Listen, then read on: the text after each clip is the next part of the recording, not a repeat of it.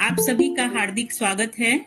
और आज जो है वो हम बात करेंगे कि हिंदी विषय को लेकर जब हम रोजगार की बात करते हैं, किन किन क्षेत्रों में हमारे रोजगार की संभावनाएं हैं, उस पर हम जब बात करते हैं तो मैं इस विषय में आपके साथ एक पावर पॉइंट प्रेजेंटेशन के साथ बात रखना चाहूंगी।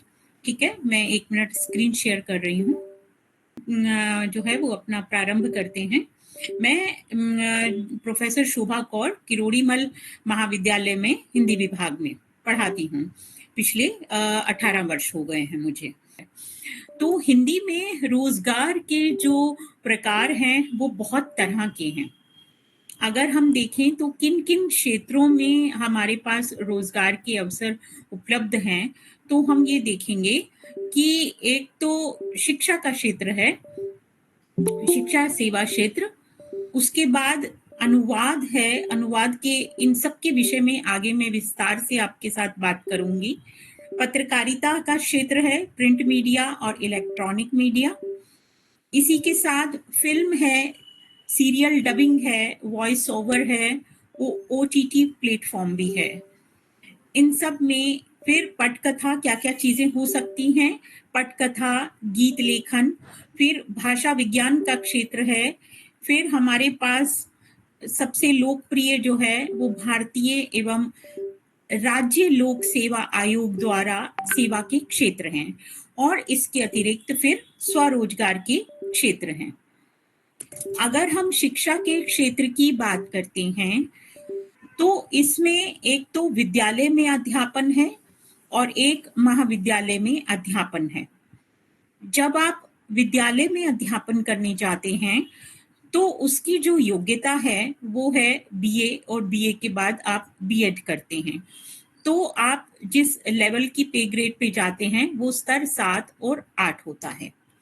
इसी तरह से जब आप महाविद्यालय में विज्ञापन करने के विकल्प को चुनते हैं तो उसके लिए जो योग्यता है वो है यूजीसी नेट परीक्षा उत्तीर्ण होनी आवश्यक है और पीएचडी की डिग्री होनी चाहिए। इसके बाद जब आप सहायक प्राध्यापक के पद पर आते हैं तो वह स्तर 10 कहलाता है। विद्यालय के क्षेत्र में आप जिस तरफ जाएंगे तो उसमें क्या क्या चीजें जरूरी हैं, जैसे ये बताया मैंने आपको कि बीए बीएड है और इस क्षेत्र में भी लेक्चररशिप है।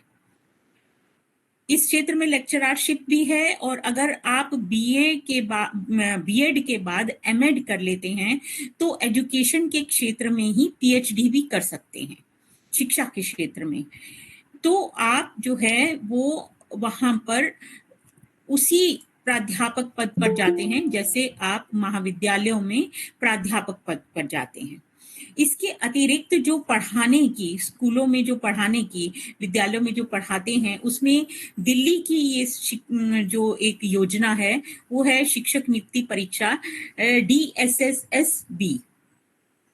यहाँ मैं किरोड़ीमल कॉलेज के, अपने कॉलेज के उन विद्यार्थियों के बारे में यहाँ बता रही हूँ जो इस समय वर्तमान में कई जगह पर पढ़ा रहे हैं।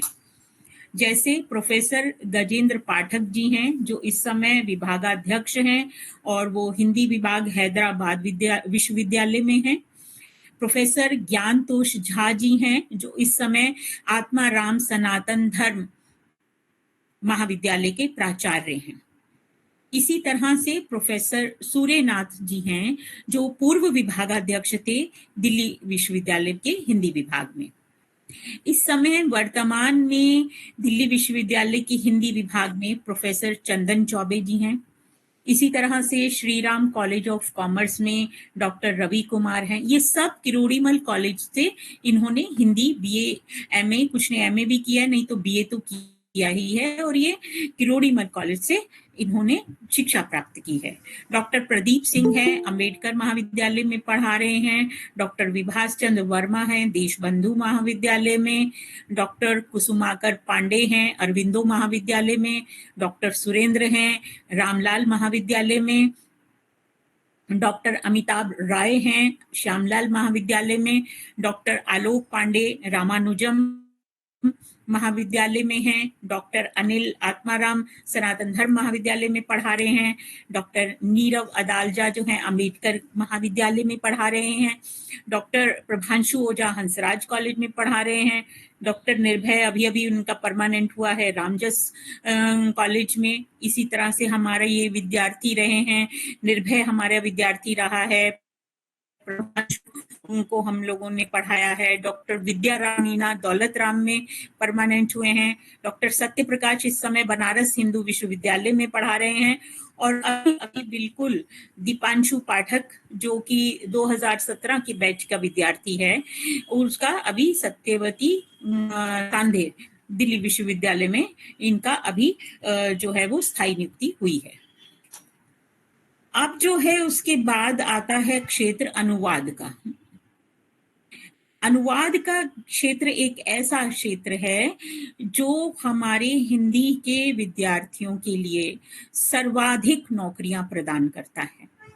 इसकी क्या योग्यता है, इसको जानना बेहद जरूरी है, खासकर जो बच्चे इस समय बीए में हैं, जो यहाँ सुन रहे हैं, उनके लिए एक दो बातें बड़ी महत्वपूर्ण हैं जो मैं आप लोगों को बताना चाहती हूँ। जैसे इसमें बीए हिंदी, एमए हिंदी और उसके बाद एक अनुवाद का डिप्लोमा होना चाहिए। अनुवाद का डिप्लोमा में अंग्रेजी से हिंदी, हिंदी से अंग्रेजी, इसमें आपकी योग्यता होनी चाहिए।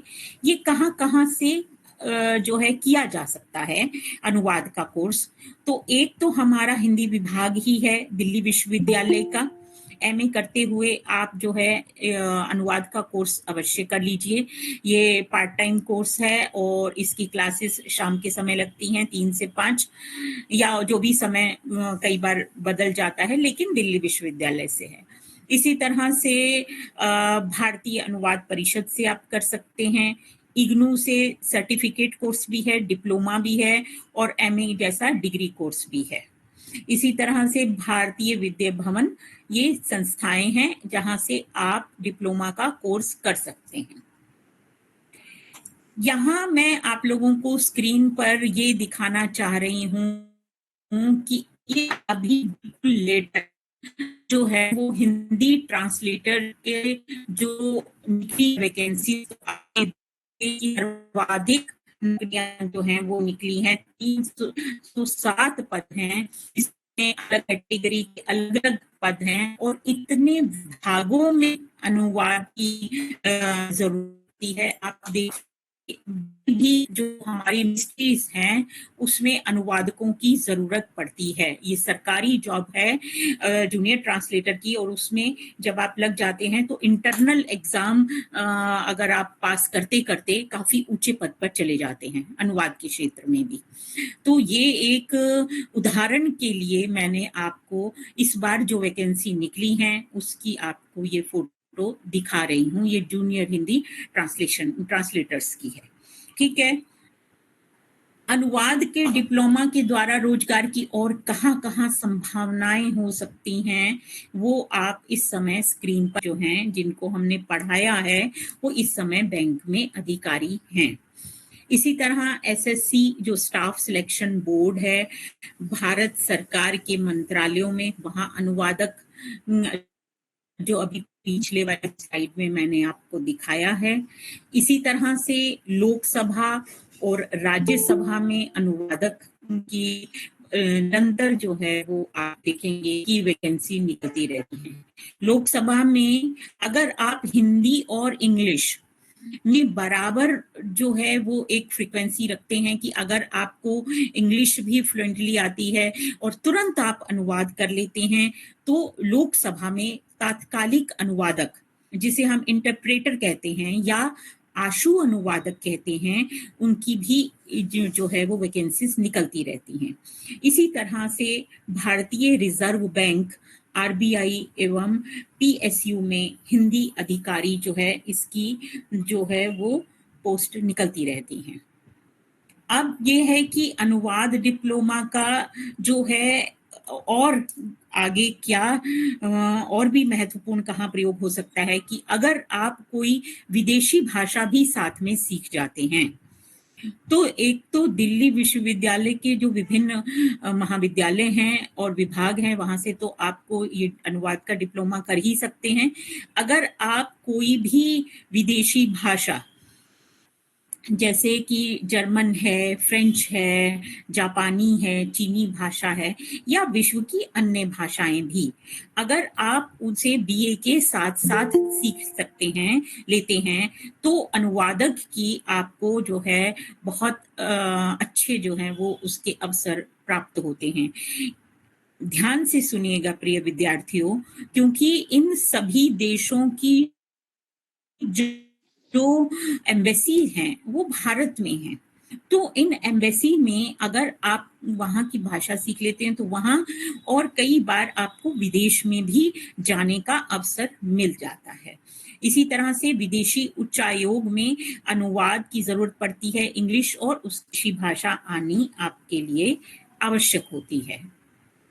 इस समय किरोड़ीमल कॉलेज के जो विद्यार्थी इस समय अनुवादक के अच्छे पदों पर हैं, जिन्हें मैंने पढ़ाया भी है, हम लोगों ने अभी पढ़ाया भी है, उनके नाम मैं यहाँ पर दे रही हूँ। जयप्रकाश पांडे जो हैं वो ओएनजीसी में इस समय हैं, नेहा कंसल हैं, अनुवादक अर्णव शुक्ला हैं, गोपाल कुमार झा हैं, रवि कुमार जो हैं काटियार, जो वो इस समय IBPS बैंक अधिकारी हैं।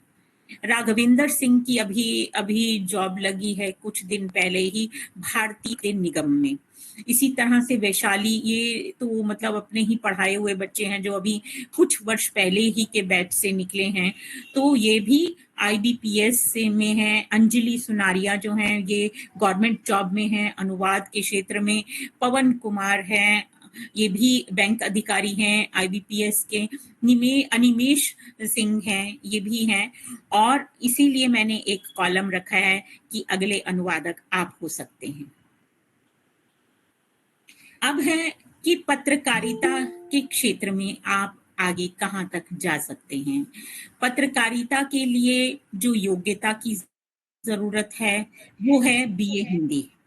इसमें पत्रकारिता के जो डिप्लोमा होता है वो कहाँ-कहाँ से होता है कि एक तो हिंदी विभाग, दिल्ली विश्वविद्यालय साउथ कैंपस भी है, कुछ महाविद्यालयों में भी पत्रकारिता के जो है वो पूरा कोर्स चलता है BA के लेवल पर ही, यानी 3 वर्ष का। इसके अतिरिक्त आप भारतीय अनुवाद परिषद कर सकते हैं, ये पहले भी मैंने बताया है। इग्नू से सर्टिफिकेट कोर्स, डिमांड डिग्री। लेकिन मैं आपसे आपको ये बताना चाहूंगी कि सर्टिफिकेट कोर्स सिर्फ 6 महीने का होता है, कई बार उसकी उतनी मान्यता नहीं होती, तो कोशिश कीजिए कि आप डिप्लोमा या फिर कोई डिग्री कोर्स कर लें। भारतीय जनसंचार IIMC और फिर भारतीय विद्या भवन। अब है हमारे पास पत्रकारिता के क्षेत्र में भी आगे की प्रिंट मीडिया, इलेक्ट्रॉनिक मीडिया के क्षेत्र में आप आगे कहाँ-कहाँ जा सकते हैं। प्रिंट मीडिया पर जो कोर्स है वो 1 वर्षीय डिप्लोमा कोर्स आयोजित करता है, NTA द्वारा आयोजित होता है। यहाँ मैं आप लोगों को यह बताना चाहती हूँ कि ये जो कोर्स हैं, ये इसमें इंग्लिश जो है वो अनिवार्य है, आपको आना ही चाहिए। आपको BA में एक पेपर भी पढ़ा होना चाहिए और आपकी इंग्लिश अच्छी होनी चाहिए, क्योंकि यहाँ जो कोर्सेस वो इंग्लिश के माध्यम से मीडियम कोर्स है वो इंग्लिश है। जैसे diploma course in journalism Hindi में, इंग्लिश में है, सिरिया भाषा में है, उर्दू में है, मराठी में, अन्य कई भाषाओं में भी यहाँ पर आपको आगे कोर्सेज मिलते हैं। विज्ञापन पर कोर्स कहाँ है और 1 वर्षीय डिप्लोमा कोर्स तो NTA द्वारा आयोजित होता ही है। इसमें आपको PG diploma course in radio and television journalism, ये इंग्लिश में ही होता है। और PG diploma course in advertising और पब्लिक रिलेशंस में होता है। इसी तरह से PG diploma course in digital media में। हमारे किरोड़ीमल कॉलेज के जो विद्यार्थी हैं वो किन किन पदों पर हैं, कितने इन पत्रकारिता और इलेक्ट्रॉनिक मीडिया और प्रिंट मीडिया के क्षेत्र में, तो मैं उन लोगों के नाम यहाँ पर आपके सामने स्क्रीन पर आ रहे हैं। श्री अशोक श्रीवास्तव हैं जो दूरदर्शन में हैं, श्री रंजन कुमार सिंह हैं, लेखक हैं, फिल्मकार हैं, फोटोग्राफर हैं, ये बहुत सीनियर हमारे हैं, हमसे भी सीनियर हैं। राजेश कुमार जी हैं, मुख्य प्रबंधक सहारा इंडिया में। श्री सौरभ कुमार हैं, श्री प्रदीप पंत हैं, आशुतोष हैं हिंदुस्तान में, जय जायसवाल हैं, खेल पत्रकार हैं, श्री विभूति कुमार मिश्र हैं, प्रोड्यूसर हैं, ये एंकर सहारा समय में, श्री प्रताप सहारा समय में। इसके अलावा भी और हमारे कई विद्यार्थी हैं, अगर किसी का कोई देख रहा हो और किसी का नाम छूट गया हो तो वे कृपया नाराज ना हो। जितना ही भी मेरी जानकारी में था, मैंने अपने अधिकांश विद्यार्थियों का नाम यहाँ पर देने की कोशिश की है। इसी तरह से भाषा विज्ञान में भी आप जो है वो आगे करियर जो है वो बना सकते हैं, आपका जो है वो भविष्य। तो दिल्ली विश्वविद्यालय में जो भाषा विज्ञान विभाग है, लेकिन यहाँ पर एक ये है कि ये इंग्लिश में है, इसका मीडियम जो है वो इंग्लिश में होता है भाषा विज्ञान का कोर्स, और हिंदी में होता है केंद्रीय हिंदी संस्थान आगरा, दिल्ली में भी उसकी एक उसकी शाखा दिल्ली में भी है। इसके अलावा हिंदी के विद्यार्थी और किन किन क्षेत्रों में जा सकते हैं, तो फिल्म प्रभाग है, निर्देशन एवं स्क्रीन प्ले लेखन है, सिनेमेटोग्राफी है, संपादन है, साउंड रिकॉर्डिंग एवं साउंड डिजाइन है, कला निर्देशन और प्रोडक्शन डिजाइन है, स्क्रीन अभिनय मतलब आप अभिनय में क्षेत्र में जा सकते हैं, स्क्रीन लेखन पर है जैसे फिल्म है, पटकथा है, टीवी और इनकी वेब सीरीज पर। तो इसमें 2 संस्थाएं जो हैं जहां से आप कोर्स कर सकते हैं। आप अपनी संभावनाओं की तलाश करेंगे, मैं ये सारा पीपीटी के बाद आप लोगों से बात भी करूंगी कि अगर आप में ऐसी संभावनाएं हैं तो भारतीय फिल्म और टेलीविजन संस्थान पुणे है एक संस्था, और एक सत्यजीत रे फिल्म और टेलीविजन इंस्टीट्यूट भी है।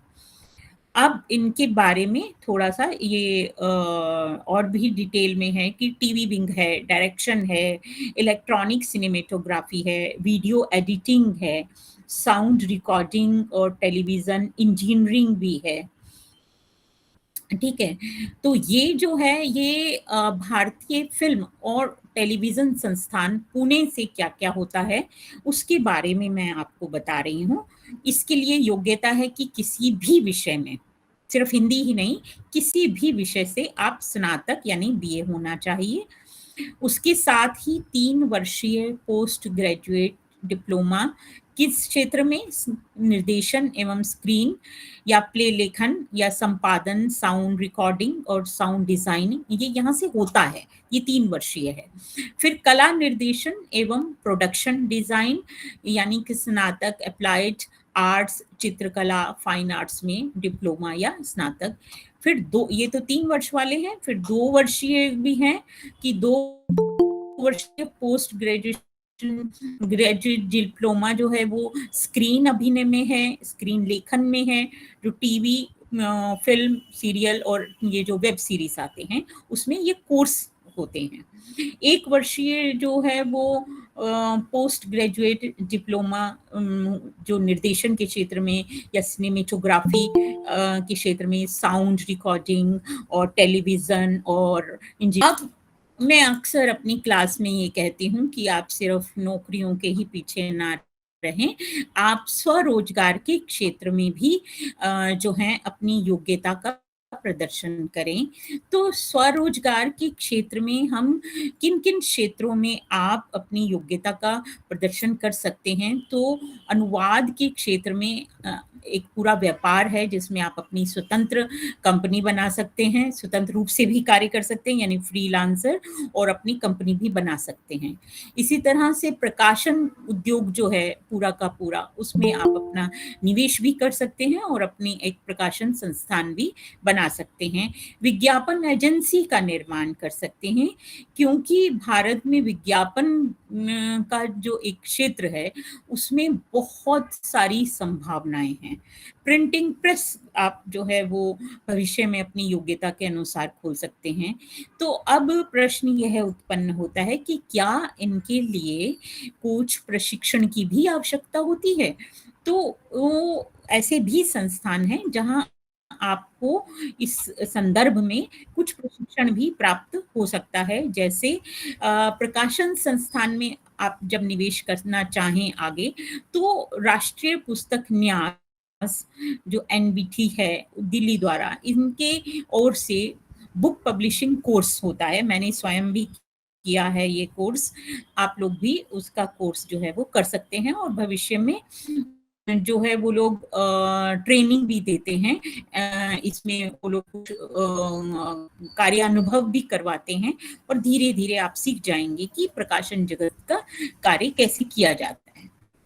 इसके अतिरिक्त हिंदी के विद्यार्थी ये ना सोचें कि वे सिर्फ हिंदी तक ही सीमित हैं। इस समय इंदिरा गांधी ओपन यूनिवर्सिटी जो है हमारी, इग्नू जो है वो व्यापार के क्षेत्र में एमबीए का हिंदी में कोर्स शुरू कर दिया है।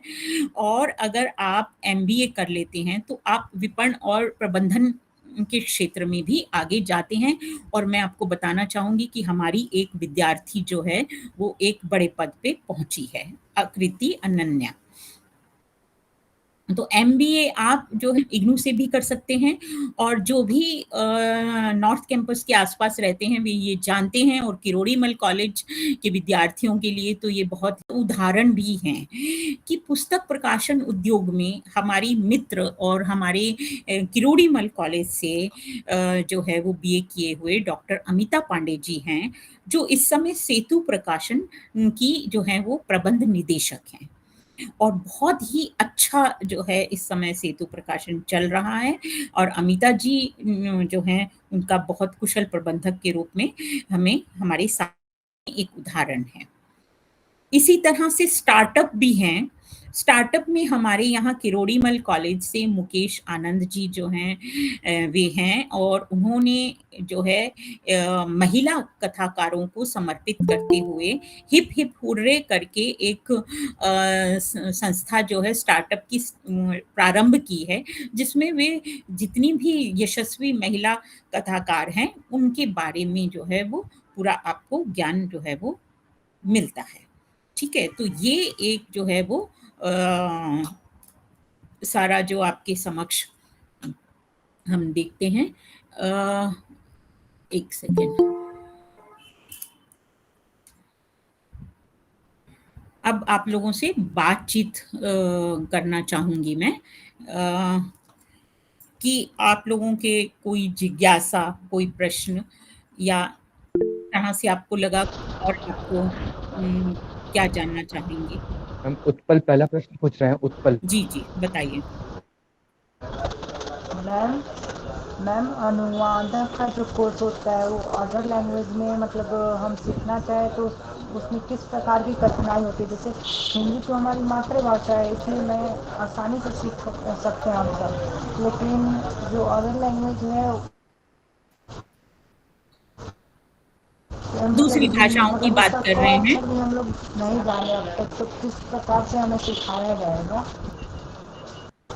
बस मैम। आ, हाँ ठीक है, आप म्यूट पे कर लीजिए थोड़ा सा।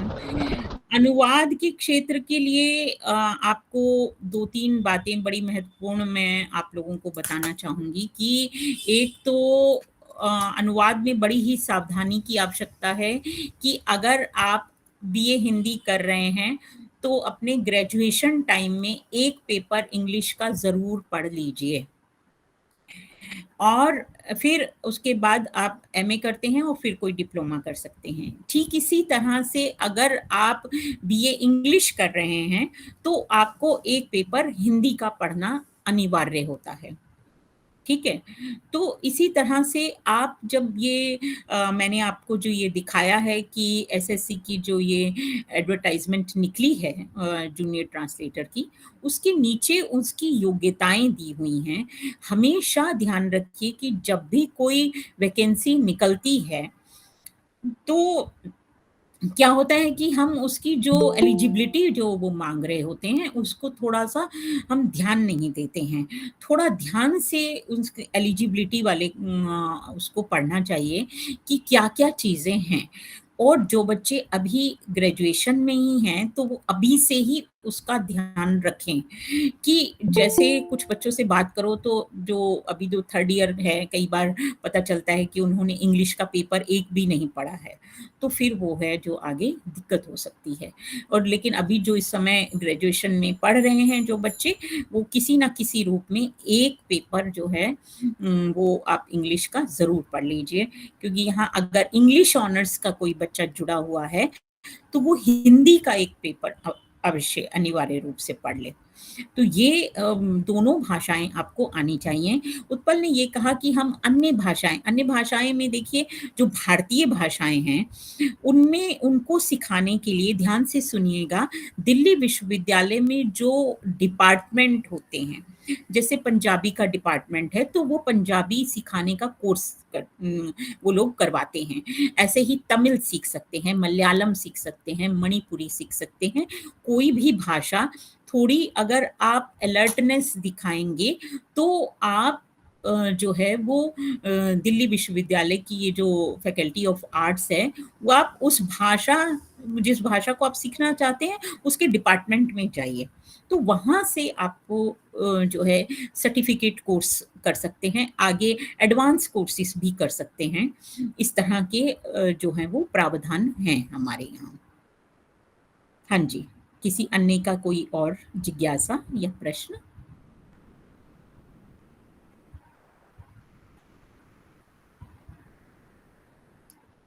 यदि जिज्ञासा या कोई प्रश्न है, कुछ और जानना चाहते हैं? हेलो। हाँ जी, हाँ जी, बोलो बेटा। मैम पुस्तक प्रकाशन उद्योग मतलब स्टार्टअप इसका कैसे करें? हम तो विद्यार्थी हैं, मैंने खुद बहुत सारी लेखनी लिखी है, तो मतलब इसका स्टार्टअप कैसे करें और इसके लिए एलिजिबिलिटी क्राइटेरिया क्या होना चाहिए? हाँ, मेरे ख्याल से आप पहले बीए कंप्लीट करने के बाद एनबीटी जो है वहाँ से कोर्स होता है, आप पहले वो कोर्स कर लीजिए, फिर वहीं पर ही जो है वो लोग आपको ट्रेनिंग भी देते हैं कि पुस्तक प्रकाशन का किस तरह से क्या-क्या चीज़ें होती हैं। वहाँ से आप सीख सकते हैं, तो कई बार जो है वो सरकारी सहायता भी मिलती है, स्टार्टअप के लिए भारत सरकार पैसा देती है, लेकिन आपको स्टार्टअप की सारी जानकारी जो है वो एनबीटी से मिल सकती है। वहाँ से पता चल जाएगा कि किस तरह से कोई नया प्रकाशन जो है वो कैसे शुरू किया जाता है, क्या-क्या उसकी ज़रूरतें हैं, इस तरह से। हाँ श्रवण जी। का एक प्रश्न आया है कि उन्हें बोलने में अकलाहट होती है, तो क्या वे अच्छा। अनुवादक बन सकते हैं? हाँ, हाँ, हाँ, अनुवादक की जो पद है उसमें आपका टेबल वर्क होता है। तो उसमें आप बस ये कीजिए कि आपको इंग्लिश अच्छी आनी एक पेपर आप पढ़ लीजिए ग्रेजुएशन के दौरान, और हिंदी अगर आप हिंदी के हैं, हिंदी ऑनर्स के हैं तो हिंदी कर लीजिए। और ये डिप्लोमा का जो है अनुवाद का जो भी कोर्स है, डिप्लोमा कोर्स कर लीजिए, इग्नू से कर लीजिए, दिल्ली विश्वविद्यालय से कर लीजिए, जो संस्थाएँ मैंने अभी आपको बताई, तो वो सबसे अच्छा है। तो उसमें कोई ऐसी अगर आपने कोई इस तरह की कोई दिक्कत भी है तो वहाँ बोलने का ऐसा कोई काम नहीं होता है। आपके पास फाइलें आती हैं या सरकारी जो काम होता है उसमें आपको बैठ के ही काम करना होता है। और अगर जूनियर ट्रांसलेटर अगर आपको सरकारी नौकरी मिल जाती है तो कोई दिक्कत नहीं होती। बल्कि अगर आपकी कोई ऐसी दिक्कत है और उसमें अगर आपने हैंडीकैप सर्टिफिकेट बनवाया हुआ है तो उसमें आपको फिर थोड़ी रिलैक्सेशन भी मिल जाती है। वरुण का अगला प्रश्न है। हाँ, बताइए। आप प्रश्न पढ़ दो बेटा। ओम। वरुण बोले। नमस्ते मैम। हाँ, अच्छा, हाँ, हाँ जी, बताइए। हाँ जी, हाँ, नमस्कार। मैं दिल्ली विश्वविद्यालय से एमए कर रहा जी, हूँ। जी। इस वर्ष में जी हुआ हूँ। मैं पूछना चाहता हूँ क्या मैं दिल्ली विश्वविद्यालय से पीजीडीटी कर सकता हूँ क्या? हाँ जी, हाँ जी, हाँ जी। अनुवाद का कह रहे हैं ना, पीजीडीटी। हाँ जी, हाँ जी, बिल्कुल, बिल्कुल। आप प्रथम वर्ष में हैं क्या? जी हाँ, मैडम। हाँ, बिल्कुल, आप विभाग में जाइए, वहाँ उसका एंट्रेंस टेस्ट होता है, फिर उसका एक वाइवा जैसा होता है और फिर वहाँ से आप कर सकते हैं, बिल्कुल। और इग्नू से आप कर सकते हैं अगर आप चाहें। मैंने आपको 4 संस्थाएँ बताई हैं, भारतीय अनुवाद परिषद है, आईआईएमसी है, वहाँ से भी आप कर सकते हैं, ये सारी संस्थाएँ हैं। अगला प्रश्न अभय का है। हुँ। मैम, हाँ जी बेटा। मेरा नाम है जी, और बताइए। मैं प्रथम वर्ष का छात्र हूँ किरोड़ीमल कॉलेज से। हाँ जी। मैम, ये जानना तो आप इंग्लिश मतलब लेना है, वो मतलब कितने सेमेस्टर तक या फिर किसी एक पूरे वर्ष के लिए लेना है या फिर किसी एक सेमेस्टर के लिए? नहीं, किसी एक सेमेस्टर में आप जीई के रूप में ले सकते हैं, एईसीसी के रूप में ले सकते हैं, इस तरह के डीएससी है, अगर जो भी प्रावधान है, आप उसको आप देख लीजिए, सीनियर्स से भी बात कर लीजिए। तो ग्रेजुएशन के अगर आप तो एनईपी के हैं, अभी प्रथम वर्ष है, तो इसका मतलब 4 वर्ष वाले ग्रेजुएशन में हैं, तो प्रारंभ के 2 वर्षों में ही कोशिश कीजिए कि आप एक जो है वो एक पेपर इंग्लिश का अवश्य ले लें। ठीक है अभय? ओके, ओके जी, मैम। अगला प्रश्न रोहन मैम, का है मैम। एक और प्रश्न है। जी। मैं ये जानना चाहता हूँ कि जो 4 वर्ष का जो नई शिक्षा नीति के अनुसार है, वो चौथे वर्ष में हमें मतलब कि किस चीज़ से अवगत कराया जाएगा? वो अनुसंधान के क्षेत्र है जिसमें रिसर्च प्रोजेक्ट्स होंगे, रिसर्च के बारे में जो है आप जानकारी प्राप्त करेंगे, आपको कुछ विषय दिए जाएँगे जिन पर आपको प्रोजेक्ट बनाने होंगे।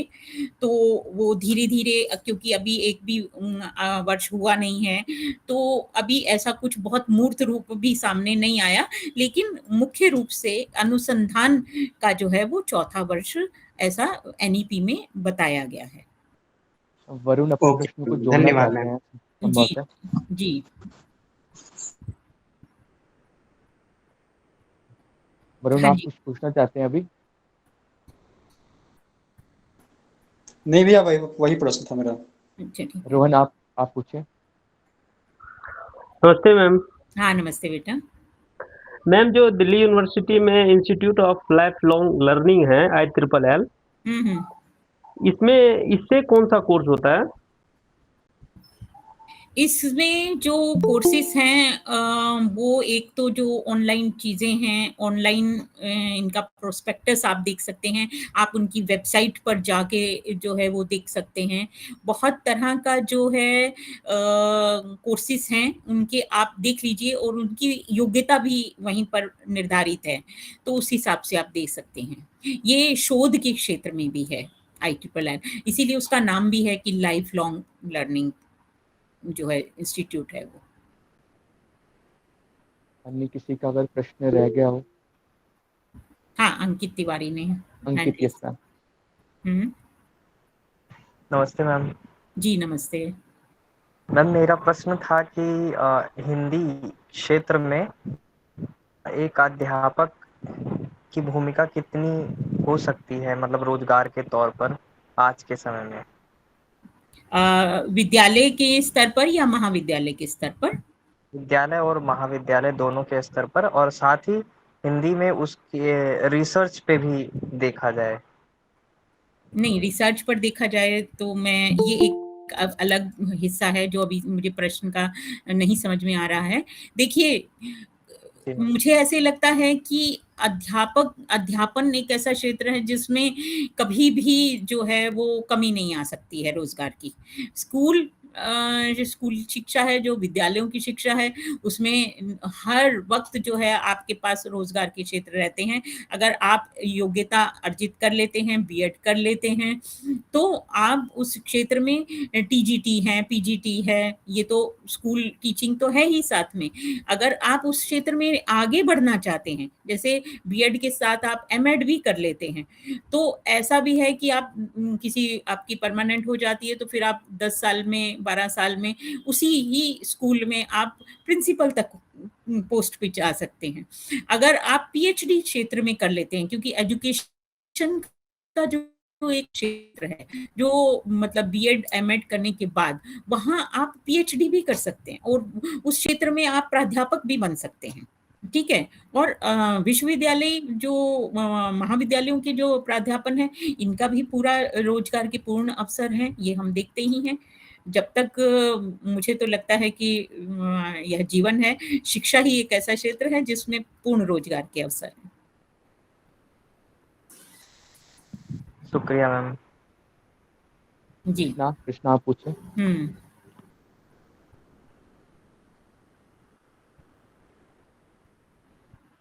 हाँ, बताओ, कोई बच्चा कुछ पूछना चाहता है? हाँ, कृष्णा ने हैंड रेज किया। कृष्णा आप पूछे। अनम्यूट करके पूछिए।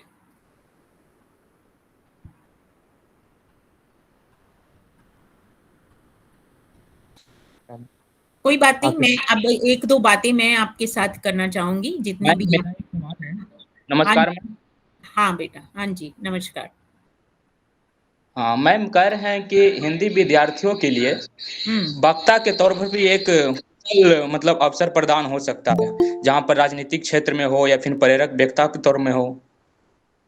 हाँ, बिल्कुल हो सकता है। एबीवीपी के बहुत सारी ऐसी संस्थाएं हैं दिल्ली विश्वविद्यालय में, जहाँ आपको अपनी बात रखने का अवसर मिलता है। आप मोटिवेटर स्पीकर्स भी बन सकते हैं। इस क्षेत्र का मैं बताया नहीं है, लेकिन आप जो हैं वो प्रेरणादायी वक्ता, अगर आपकी आवाज़ में खूब दमखम है और आपके पास तथ्य हैं, तो आप बिल्कुल जो हैं वो एक अच्छे वक्ता जो हैं वो राजनीति का क्षेत्र हो या जो मोटिवेटर स्पीकर्स हैं, उस क्षेत्र में भी आप जा सकते हैं। बिल्कुल। धन्यवाद। हाँ जी मैम, एज ए प्रोफेशनल मतलब इलेक्शन लड़ा जा सकता है, क्योंकि मैंने देखा है कि इलेक्शन लड़ने में कुछ ऐसे नौकरी। उत्पल, आपकी बेटा आवाज क्लियर नहीं आ रही है, थोड़ा आप या तो ओम आप लिख के दे दीजिए, क्या कहना चाह रहे हैं? उत्पल आप लिख दो प्रश्न, हम पढ़ देते हैं। हाँ, लिख दीजिए, क्योंकि आपकी आवाज क्लियर नहीं आ रही है बेटा। मैम, ऐसा इलेक्शन लड़ा जा सकता है। क्या पूछ रहे हैं? हम इलेक्शन से संबंधित प्रश्न कर रहे हैं। हाँ, उत्पल फिर से बोल रहे हैं आप।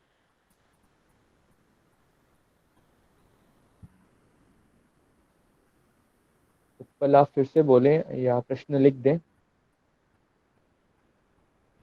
प्रियांशु पूछना चाहते हैं। प्रियांशु बोले आप।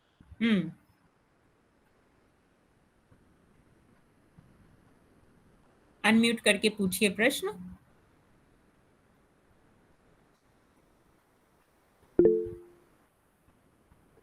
गरिमा पूछना चाहती है मैम। गरिमा बोलो आप।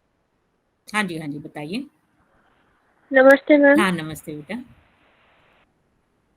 मैम, मेरा सवाल ये था कि रोजगार के हमारे पास इतने अवसर हैं, पर इसके अलावा क्या हम अपनी भाषा को बढ़ावा नहीं दे सकते? कि जैसे हमारे लिए अंग्रेजी को जो एक मापदंड बना दिया गया है कि अगर आपको ये नहीं आती तो आपका कहीं आदर सम्मान नहीं है, तो क्या हम अपनी हिंदी को वो सम्मान नहीं दिला सकते? नहीं, आपकी बातचीत के जो 2 हिस्से हैं उससे मैं बहुत ज़्यादा सहमत नहीं हूँ। ऐसा बिल्कुल भी नहीं है, ये माइंडसेट हमने अपने दिमाग में बना लिया है। अगर हमें इंग्लिश नहीं आती तो हमें सम्मान नहीं मिलेगा, ऐसा बिल्कुल भी नहीं है। जिन लोगों के मैंने आपको नाम दिखाए हैं अपनी पीपीटी में, वो हिंदी के क्षेत्र में ही आगे बढ़े हैं। गीत और संगीत के क्षेत्र में हमारे यहाँ जो हैं राजशेखर हैं, उन्होंने तन्नू वेड्स मन्नू में गीत लिखे हैं, तो वो हमारे हिंदी ऑनर्स के ही विद्यार्थी रहा है। इसी तरह से इशू हैं और हैं, नाट्य क्षेत्र में भी गए हैं। मतलब क्रिएटिव राइटिंग भी के क्षेत्र में भी आप जा सकते हैं। यदि मैं अब कुछ बातें कुछ जनरल कहूंगी जो आप सभी को मुझे लगता है कि थोड़ा सा सुननी चाहिए।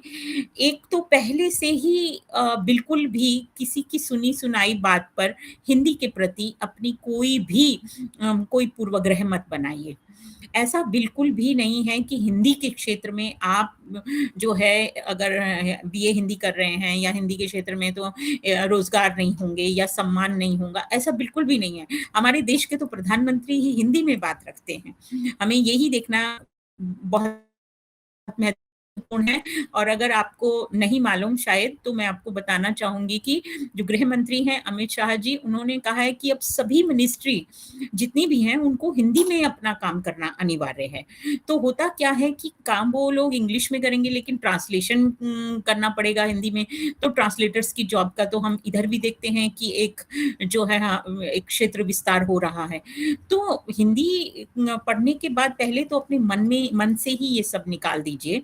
अगर कुछ ऐसे भी बच्चे होते हैं जो बीए के दौरान जिनके साथ अक्सर ये समस्या रहती है कि वो हिस्ट्री नहीं मिल पाई तो हिंदी लेना पड़ गया, पॉलिटिकल साइंस नहीं या किसी भी अन्य कोर्स में नहीं, तो वो हिंदी में क्योंकि कॉलेज में एडमिशन लेना है तो वो हिंदी में ले लेते हैं। लेकिन मैं आपको सच बताऊं कि आप जब पढ़ते हैं तो धीरे धीरे दूसरे साल में तीसरे साल में आपको हिंदी के इतना विस्तृत क्षेत्र पता चल जाता है कि अगर आपकी इंग्लिश बहुत अच्छी है और हिंदी में भी आप आ गए हैं तो आगे आपके पास बहुत सारे क्षेत्र हो जाते हैं। फिर जैसा कि मैंने आपको बताया है कि फिल्म एक लाइन है, डबिंग की एक पूरा वो है। आप देखते हैं कि दक्षिण भारतीय फिल्में जो हैं वो कितनी हमारे पास हिंदी में हम देखना पसंद, उत्तर भारत जो है वो हिंदी में देखना पसंद करता है। तो फिल्मों की डबिंग है, सीरियल्स की है, ओटीटी प्लेटफॉर्म है इस समय। तो आप अपने अंदर उत्साह को बनाए रखें क्योंकि हिंदी का भविष्य बहुत उज्जवल है। मैं आपको यह बिल्कुल कह देना चाहूंगी कि हिंदी जो है वो बिल्कुल इस तरह से इस वक्त तो वैश्विक स्तर पर अपनी एक पहचान बनाए हुए है। तो कोई ऐसी बात नहीं है गरिमा बेटा, आप जो है इसको पूर्वग्रह से मुक्त होकर आप, अब मैं ये बात बताना चाहती हूँ कि सबसे पहले आप लोगों को करना क्या चाहिए। आप लोगों को अपनी संभावनाओं को पहले तो समझना चाहिए कि आपके भीतर क्या क्या चीजें हैं। इन क्षेत्रों में आप किन किन क्षेत्रों में जा सकते हैं। अगर आप बोलने में बहुत मतलब है कि माहिर हैं तो पत्रकारिता के क्षेत्र में है या प्रिंट इलेक्ट्रॉनिक मीडिया है, मीडिया के बहुत सारे क्षेत्र हैं, समाचार उद्घोषिकाएं हिंदी की हैं जिनको हम जानते हैं, उस क्षेत्र में जा सकते हैं। अगर आप कुछ विद्यार्थी अगर आजकल तो संवाददाता भी जो है कई क्षेत्रों में जाते हैं, तो पत्रकारिता का एक पूरा ऐसा क्षेत्र है कि जिसमें आप अपनी योग्यता का पूर्ण प्रदर्शन कर सकते हैं। असल समस्या ये नहीं है कि नौकरियां नहीं हैं, असल समस्या विद्यार्थियों की ये है कि आप लोगों को अपनी संभावनाओं की ठीक ठीक जानकारी नहीं है। और मैं हमेशा अपनी क्लास में ये कहती हूँ कि आप एक डायरी मेंटेन करें और उसमें आप अपने उन शौक, मैं कई बार अक्सर विद्यार्थियों से पूछती हूँ कि आपकी लक्ष्य क्या है और आपका शौक क्या है, आपकी हॉबी क्या है। कई बार जो हमारे शौक होते हैं वही हमारा लक्ष्य बन जाते हैं और जो हमारा लक्ष्य है वो हमारी हॉबी जैसा बन जाना है। ऐसा समझें और किसी क्षेत्र को हम मतलब समझें कि अरे ये तो बहुत कठिन है, ऐसा नहीं है। और मैं ये भी आप लोगों को बताना चाहूंगी कि हमेशा जीवन में बी प्लान जरूर रखिए। चाहे शिक्षा का क्षेत्र हो, आप भीतर की संभावनाएं तलाशिए। एक से अधिक क्षेत्र में भी आपकी संभावनाएं होंगी। लेखन में कई बच्चों की बहुत संभावनाएं होती हैं, बोलने में बहुत एक्सपर्ट हैं, या आपकी अनुवाद का क्षेत्र है, या बहुत सारे ऐसे क्षेत्र हैं। तो आप भीतर की संभावनाओं को डायरी में लिखिए और उन संभावनाओं पे कार्य करना शुरू कीजिए। ये सोचिए, जानकारी प्राप्त कीजिए, क्योंकि ये जो युग है ये सूचना क्रांति का युग है। तो आपको जानकारी होनी चाहिए कि शौक भी हैं तो उनको हम उनसे हम पैसे कैसे कमा सकते हैं। जैसे हमारे यहाँ की एक विद्यार्थी हैं आभा, वो गाती बहुत अच्छा है। अब वो गाना तो वो गाती ही हैं, साथ-साथ उन्होंने वॉइस का जो इस्तेमाल होता है कार्टून्स में, मूवीज़ में बच्चों की और अन्य उसमें भी वो अपनी आवाज़ का प्रयोग कर रहे हैं। सनी मोहन हमारा एक विद्यार्थी है, तो इसी तरह से वो उस क्षेत्र में अपनी योग्यता के आधार पर आज जो है वो आर्थिक रूप से भी निर्भर हो चुके हैं विद्यार्थी। तो यही मैं आप लोगों को बार-बार बताना चाह रही हूँ कि अपनी संभावनाओं को निरंतर जानकारी प्राप्त कीजिए। थोड़ा-सा उनको किन-किन संस्थाओं से आप जो है वो मिलकर आप क्या-क्या और बेहतरीन कर सकते हैं, उनकी तरफ देखिए। बजाए कि समाज की एक जो प्रचलित सोच है कि हिंदी के क्षेत्र में नौकरी नहीं है, हिंदी में सम्मान नहीं है, इन सब चीज़ों को अपने दिमाग से बिल्कुल हटा दीजिए। मैम ठीक है? अब से का एक प्रश्न आया है कि क्षेत्रीयता की वजह से जो उच्चारण में दिक्कत आती है, उससे कैसे उसको कैसे करें? अभिषेक का प्रश्न है कि क्षेत्रीयता के प्रभाव से देखिए इसका एक जो है वो तरीका ये होता है कि आप अखबार या किसी भी कोई कहानी का अंश या उपन्यास के अंश को आप जोर-जोर से पढ़िए और दिन में आधा घंटा कम से कम आप ज़ोर से पढ़िए और न्यूज़पेपर को पढ़ें या फिर कहानी को पढ़ें, तो धीरे-धीरे जो है वो आपकी क्षेत्रीयता के प्रभाव को थोड़ा कम होगा।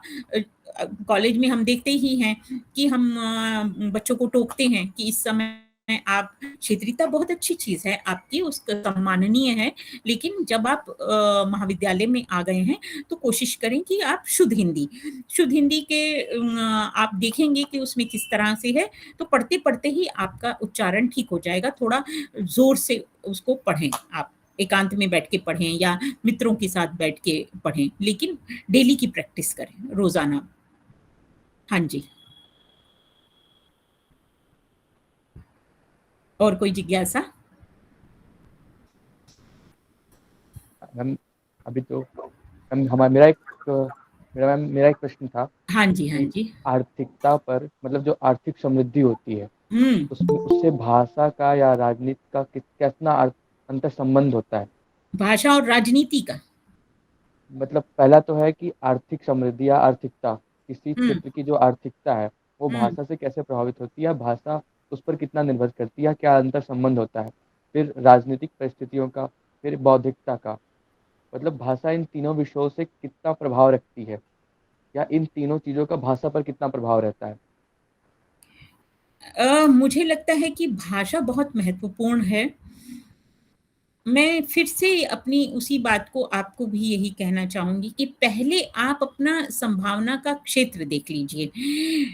आप क्या बाहर की परिस्थिति से स्वयं को उसके अनुसार ढालेंगे या कि आप अपने भीतर की संभावनाओं को इतना बड़ा करेंगे कि बाहर की परिस्थिति का आप पर प्रभाव ना पड़े।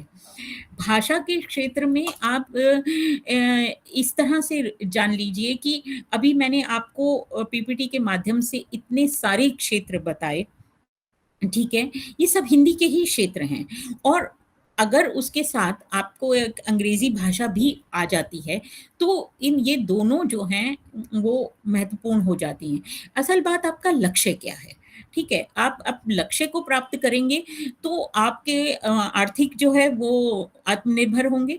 आज आप ये देखिए सरकार की कितनी नीतियाँ हैं, कितनी तरह के स्टार्टअप हैं, कितनी तरह की सरकार आपको किस तरह का आर्थिक सहयोग दे रही है।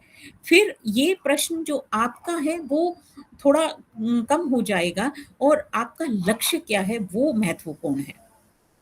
भाषा उसमें सहयोगी है, भाषा तो हर जगह ही है। भाषा के बिना तो हम मनुष्य की कल्पना भी नहीं कर सकते हैं, लेकिन भाषा को मुद्दा ना बनाया जाए, ठीक है ना? आपका लक्ष्य क्या है, उस लक्ष्य को पुष्ट करने के लिए कितने तरह के कोर्स किए जा सकते हैं और ये जो एक संभावना युक्त जो इस उम्र में आप जी रहे हैं, इस समय आप खूब पढ़िए। जितने भी इस समय जितने भी तरह की जो नैरेटिव्स हैं, उनको जानिए, कितनी तरह की बहसें हैं, कितनी तरह की जानकारियाँ हैं, ज्ञान को बढ़ाइए। ठीक है, ताकि फिर आप जिस भी क्षेत्र में जाएंगे वहां पर आपका सितारा बुलंद होगा। ठीक है, मतलब मेरा जो प्रश्न था मैम वो रोजगार के इतर थोड़ा ये था कि जो भाषा हम देखते हैं कि कोई एक भाषा एक समाज पर चढ़ जाती है, उसका कारण होता है कि कुछ कोई अच्छा उपन्यास अगर किसी भाषा में लिखा गया तो उस उपन्यास का प्रभाव पूरी दुनिया भर में हो जाता है। फिर हम देखते हैं कि उस भाषा का ये उपन्यास है, फिर उस भाषा के प्रति रुचि बढ़ जाती है। या कोई वैज्ञानिक शोध हो और वो जर्मन का है तो हमें जर्मन में वो रुचि बढ़ जाती है। से वो वैश्विक स्तर पर इतने प्रचलित हैं कि लोगों ने उसके लिए या तो हिंदी सीखी या अनुवाद के माध्यम से उनसे जानकारी की और प्राप्त किया। अच्छा, मैंने आपको क्लासेस में भी ये बताती रहती हूँ कि हिंदी की जो पाचन क्षमता है वो बहुत जबरदस्त है।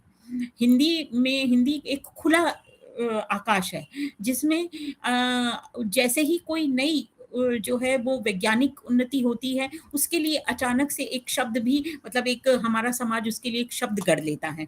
अब जैसे कंप्यूटर की क्रांति हुई तो हमने कंप्यूटर, संगणक नहीं उसके लिए उतना जितना कंप्यूटर को हमने अपना लिया है। मोबाइल आया तो मोबाइल को ही, उस शब्द को हमने अपना लिया। ठीक है ना। तो जिस भी भाषा की जो पाचन क्षमता जब बढ़ जाती है, वो हमारे यहाँ जो पारिभाषिक, आप लोगों को मेरे को लगता है कि जाना चाहिए, आर के पुरम में जो है वो पारिभाषिक जो है कोश की एक पूरा एक सरकार की तरफ से एक मंत्रालय बना हुआ है, वहाँ आपको जाना चाहिए। हिंदी निदेशालय बना हुआ है, वहाँ जाके आपको देखना चाहिए कि किस तरह से कार्य हुए हैं। ठीक है ना। ज्ञान सिंधु करके एक पत्रिका है, उसे आपको पढ़ना चाहिए। ये उम्र ऐसी है कि इसमें खूब पढ़ना चाहिए, मुझे ऐसे लगता है। धन्यवाद मैम। ठीक है। और अभी ये आप ये ना समझे कि हमारी जो आज की ये बातचीत है ये अंतिम बातचीत है और इसी में सारा कुछ आ गया है, ऐसा कुछ नहीं है। और मुझे और भी जानकारियां प्राप्त होंगी तो मैं और भी आप लोगों के साथ फिर से भी जो है एक और प्रेजेंटेशन दे दूंगी। हम लोग फिर से भी मिल सकते हैं। आप लोगों की भी कोई और भी जिज्ञासा हो, आप लोगों ने किसी क्षेत्र में खोजा हो। हाँ जी, हाँ जी मैम, मेरा ये है कि मैम शायर बनना हो तो मैम क्या हमें वो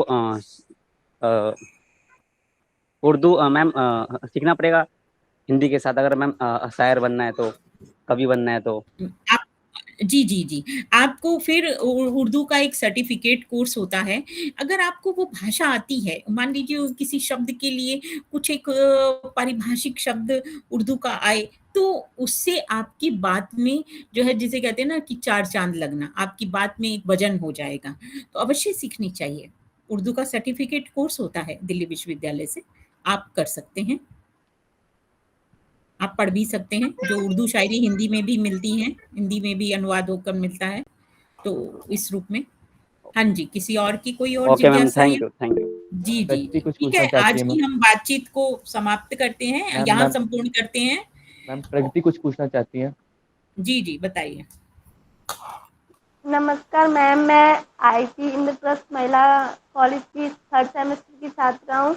मैम, जैसे अभी आपने बताया था कि एससीसी जीसी इनमें हम अदर सब्जेक्ट मतलब इंग्लिश में ऑप्ट करना चाहिए। बाकी मैं बीए ऑनर्स हिंदी से ही हूँ, लेकिन मैम ये ज़रूरी तो नहीं है। अगर मतलब इंग्लिश में ना पढ़े हम सब्जेक्ट तो कुछ नुकसान होगा, क्योंकि मेरे पास पॉलिटिकल साइंस मैं इंग्लिश में पढ़ती हूँ, लेकिन सर तो इंग्लिश में पढ़ाते हैं, लेकिन मैं हिंदी में पढ़ती हूँ, हिंदी की बुक पढ़ती हूँ, तो मैम कुछ नुकसान होगा उससे?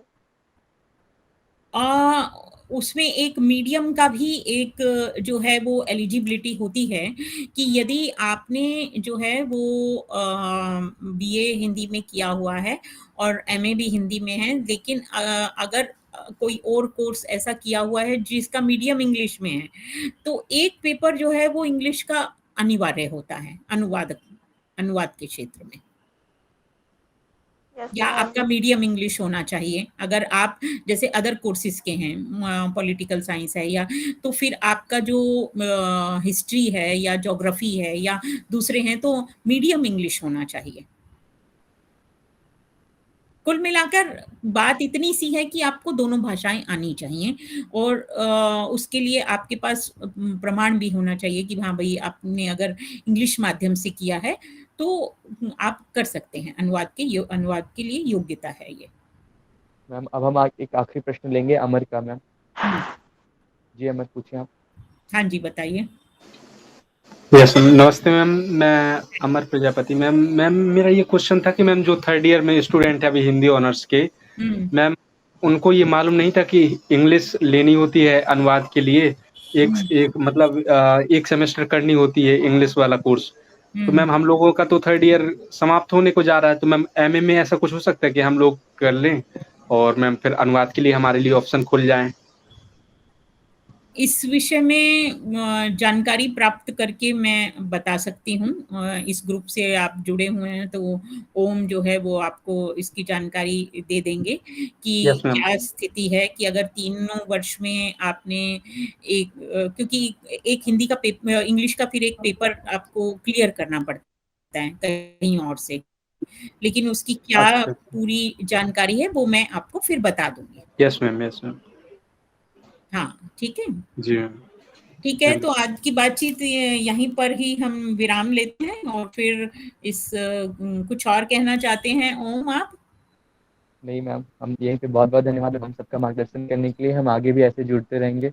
बिल्कुल बिल्कुल बिल्कुल। आप सभी का बहुत बहुत धन्यवाद। सभी को धन्यवाद मैम। जी मैम, नमस्ते मैम। नमस्ते। धन्यवाद मैम। धन्यवाद बेटा, धन्यवाद।